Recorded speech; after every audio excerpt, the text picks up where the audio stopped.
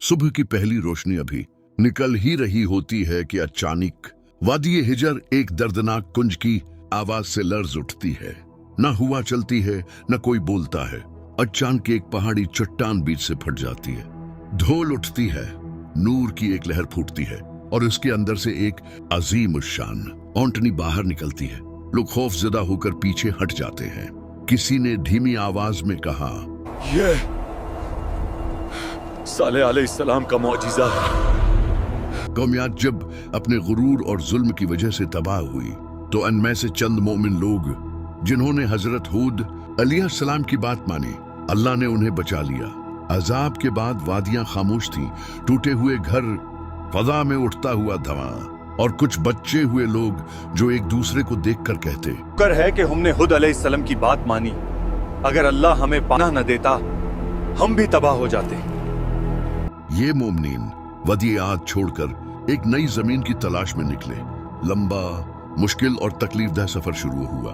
वो नजद और हिजाज के पहाड़ी रस्तों से गुजरते गए और आखिरकार एक आबाद जगह मिली, ईलोला।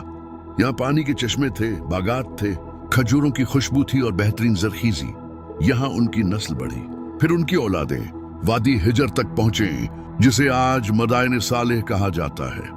यही कौमी समूद का आगाज था। अल्लाह ने कौमी समूद को ताकतूर बदन, जहानत, हनर, पहाड़ तराशने की सलाहियत और बेहतरीन जमीन दी थी। वो पहाड़ों के अंदर पूरे पूरे शहर तराश लेते, इमारतें ऐसी कि आज का इंसान भी देखकर हैरान रह जाए।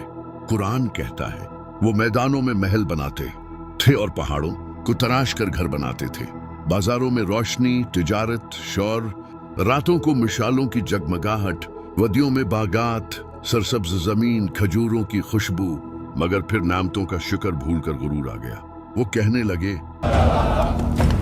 हमने अपनी ताकत और जहानत से ये सब बनाया है। फिर उन्होंने ताकत पर घमंड करते हुए पहाड़ों से तराशे हुए बुतों को माबूद बना लिया, कमजोरों पर जुल्म किया, उनका हक छीना और सरदारों की मर्जी को ही कानून समझा। ऐसे में उसी वादी में एक पाकीज़ा खानदान में एक नूरानी बच्चा पैदा हुआ। सालेह अलैहिस्सलाम बचपन से ही उनमें नरमी, हिकमत, गहराई और हक की पहचान नमाया थी। जब जवान हुए तो दुनिया की चमक उन्हें न खींचती। वो तन्हाई में अल्लाह को याद करते।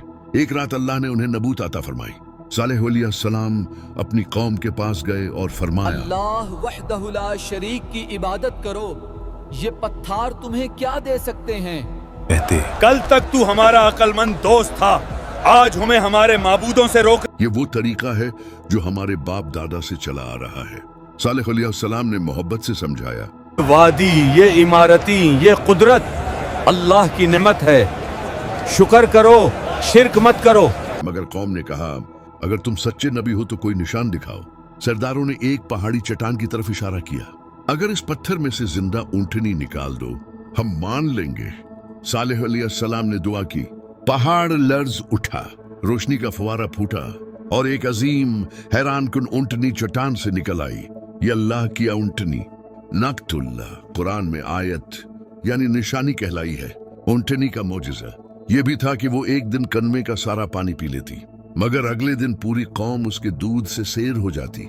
अल्लाह ने हुक्म दिया, एक दिन ऊंटनी पानी पिएगी, अगले दिन कौम। मगर ये लोग ये इम्तिहान भी बर्दाश्त न कर सके। सरदार कहने लगे, नदी छीन ली गई है, एक ऊंटनी हमारे पानी पर हुकूमत करेगी। जब कुछ लोग ईमान लाने लगे तो सरदार खौफजदा हुए। उन्होंने साजिश की, पानी को मिटा दो, सालेह का आसर भी मिट जाएगा। एक दौलतमंद औरत ने कहा, जो इस ऊंटनी को मार डाले, मैं अपनी बेटी की उससे शादी करवा दूंगी। चंद नौजवान तैयार हो गए। ऊंटनी जब कनवे से पानी पीकर वापस जा रही थी, उन्होंने हमला किया।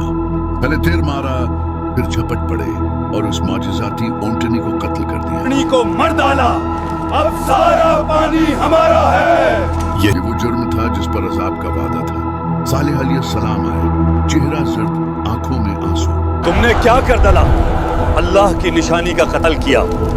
अब तुम्हारे पास सिर्फ 3 दिन हैं। पहला दिन चेहरे जर्द, दूसरा दिन चेहरे सरख, आसमान सरख, तीसरा दिन चेहरे सियाह, हवा में मौत की बू। फिर फजरे से पहले आसमान लरजने लगा, पहाड़ हिलने लगे, जमीन चीखने लगी और फिर एक ऐसी खौफनाक चीख आई कि दिल फट गए, रूहें जिस्मों से निकल गई।